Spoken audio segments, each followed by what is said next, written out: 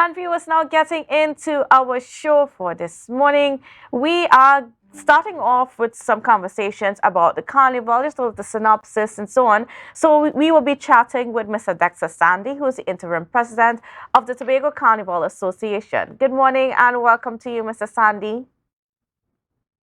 Kandace, hope you hear me loud and clear. Yes, hearing you perfectly well. How are you this morning? I'm fine, I'm fine. I'm up early, recovering from carnival, but I'm here. Certainly. I think we all are recovering from carnival. But give us that idea of, like, for you, just at a cursory glance, how was it from your standpoint? Well, from TOCA's standpoint, we must say congratulations to all bands that would have participated.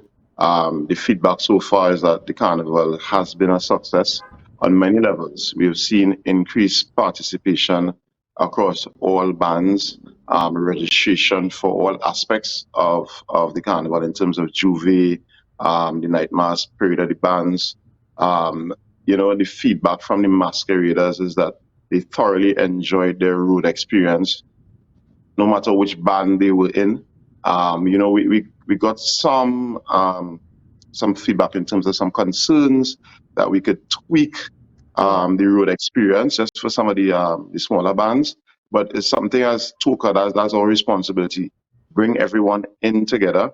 Let us learn from the positives and the advantages that one band may have experienced and pass that knowledge on to the others that are lacking. You know? So one of the things that you guys did, and in fact, the reason why we have TOCA is as a result of just guys needing to be able to speak with the organizers of the Tobago Carnival with one voice and to advocate together for what can make Tobago Carnival better. And are you satisfied with the things that were put in place for you guys? Yeah, definitely. Two major things would have been the change in route, right? All the bands said that the change in route really made a difference this year. Hmm. We had a lot more space and freedom for masqueraders to parade, as well as the cluster system. Last year, the comments were that we had a lot of trucks on the road. Trucks were outnumbering masqueraders. And this year, we brought bands together to form clusters and move behind music trucks, share drinks trailers, share those resources. And it really made an impact and it looked really good in terms of optics. You saw a lot of drone footage and you saw a lot of people behind a truck at a time. So that cluster system worked. It also assisted in timely movement of all the bands on the route. So we had an arrangement with the Toronto Police Service that we will be off the highway so that the regular traffic can flow on the Sunday as well as for Juve after Juve. And we made that deadline. There was no disturbance or disruption in traffic after the agreed time period. We got into Scarborough. I know ACP Hazel made mention that this is the first carnival incident free. I mean, as masqueraders, we didn't have any incident at all. So it's really good that we got all these positive feedback in all areas of the carnival. So of course now it's all about growing the Tobago Carnival and forming its own identity. But looking back, I know that there were some things that were pointed out, that little tweaks that can be made. Can you share with us some of those things that you can that you believe can make some improvements to the overall Tobago Carnival? Well, I mean, we all know of that headline we saw on Monday morning, which was Certainly. very disappointing. Um, it was disappointing. It was insensitive. But for me, I think I've moved past that. If we have to grow the carnival, we can't focus on the naysayers or articles of that nature. So we are really moving forward now with other concepts that will really enhance. So, for example, one concern was that there was a lull for spectators in Lower Scarborough. When the traditional characters were finished on Sunday, there was a gap before the bigger bands, the beads and feathers, came down into Scarborough. So we know now, okay, how do we fix that? We just need to put some sort of entertainment package in place to fill the gap, right? It could be local calypsonians, soca artists, some other form of entertainment that will hold and captivate the crowd until the contemporary bands come down into Lower Scarborough. I don't see having the contemporary bands come down the road any faster as a solution, because if we come down the road any faster, then the parade of the bands will conclude probably by 5 p.m. And a masquerader doesn't want to end their day at 5 p.m. They want that they started at 11 o'clock and they must go straight into to sunset. Yeah. So we just probably need to find that entertainment package to continue to hold and captivate the audience until the contemporary bands come into Scarborough. All right. And then what is the identity that you see that's forming for Tobago Carnival after 2 years of us doing it? What are you seeing it looking like as we move forward? But definitely, it is the last carnival of any calendar year. Yeah, and we need to somehow market and promote that. Most persons run to Trinidad for National Carnival, right? And they may do some carnival chasing across some other islands. We need to show them, listen, if you may have missed the Mecca in Port of Spain, there is an opportunity to come back to the country and participate in Tobago at the end of the year. You may have missed a Grenada or Jamaica or Vincimas. Tobago is an option. I think what we put out this year is really attractive. So somebody from the outside looking in, they may be right now in a state of mind, hey, I could take a chance at Tobago. Actually, I got a call yesterday from an operator who usually moves with a team of 25 from Canada.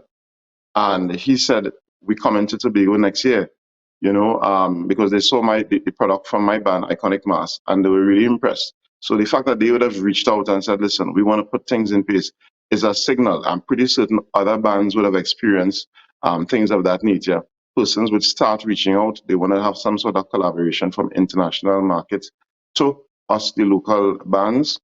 And we just need to kind of firm up those arrangements and put them in place, because it really fulfills the mandate of the carnival. The carnival was brought to light to enhance the tourism product of the island. I mean, it brings foreign exchange to the island. The domestic market, I mean, we saw a lot of trainees came across to Tobago.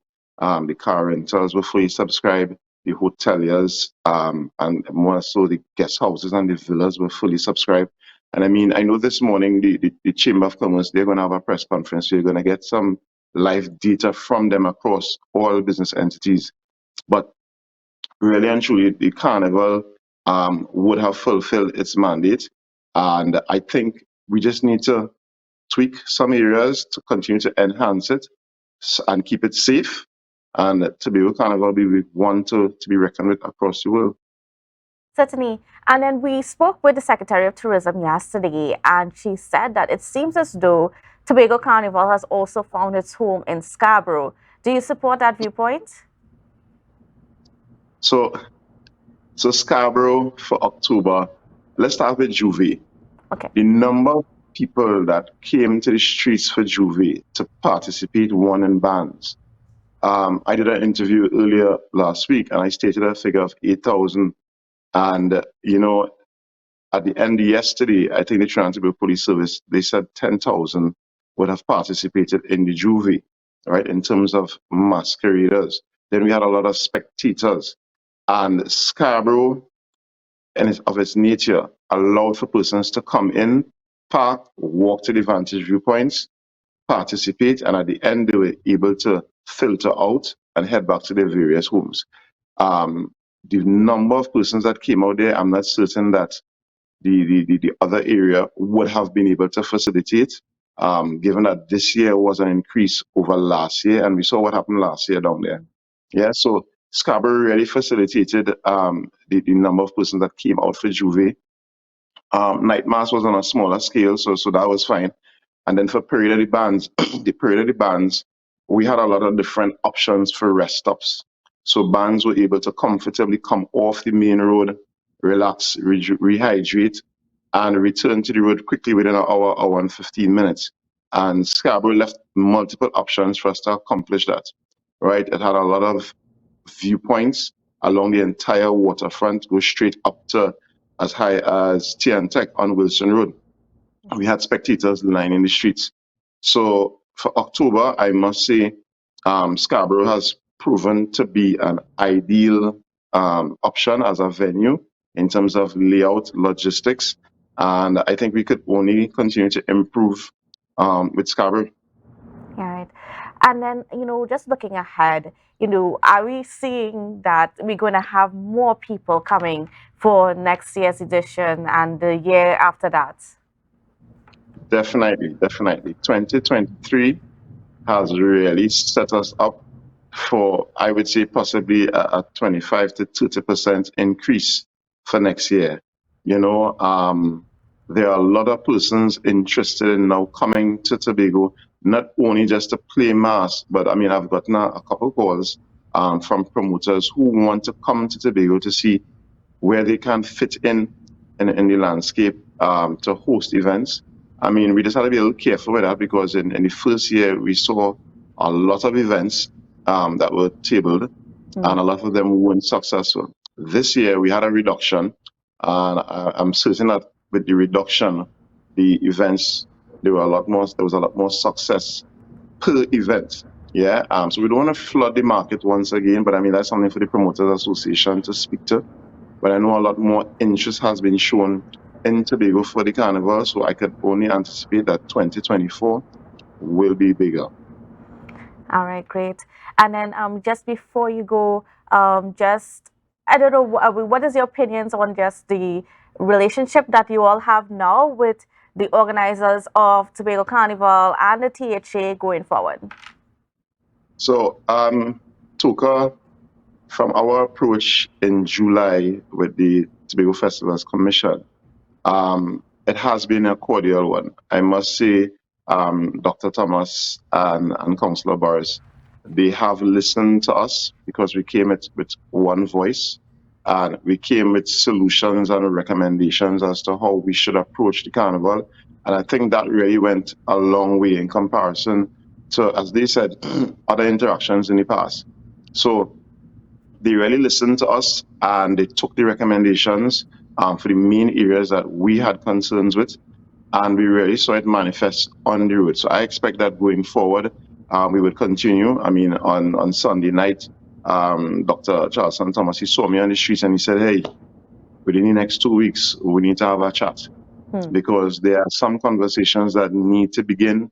There needs to be a strategy to roll out for 2024. I know that TOCA, we have already started a postmortem, and we have a document that we have to prepare to submit to the Festivals Commission, and we're going to work with them. All right, so I could only expect better results for 2024. All right, great. I want to thank you so much, Mr. Sandy. I know that you are taking a little time to rest up a bit, but we are excited and get up and waiting to see what's hopefully earlier planning this year and what is to come in 2024. Yep, definitely. That earlier planning, earlier marketing, key to the success of 2024. All right, thank you so much. All right, viewers, we're going to go for a quick break and we'll be right back, so don't go anywhere. Rise up to a brand new dawning as the passion start to rise.